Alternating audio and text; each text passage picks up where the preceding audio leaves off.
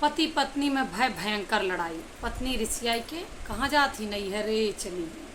पति देव फोन मिलाए दूसरे दिन, कहे काम करा चली आवा है, तोरे बिना मन ना लागता है, हमार दिल ना लागता है, कहीं आराम से तू अपने घर में अकेल रहा, हम ना आइबे। कहे पक्का ना आइबू, कहीं ना आइबे, कहीं काहे के ना आबू, कहीं तो हमार दिल तोड़ दे।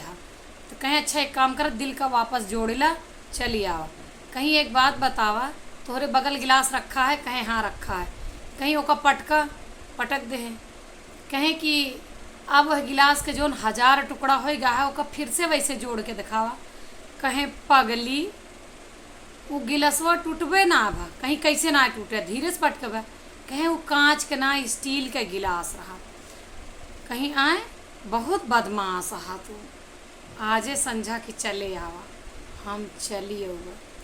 यही लिए कहा जाए पति पत्नी के मामले में बोले ना चाहिए, कब झगड़ा पड़ जाए।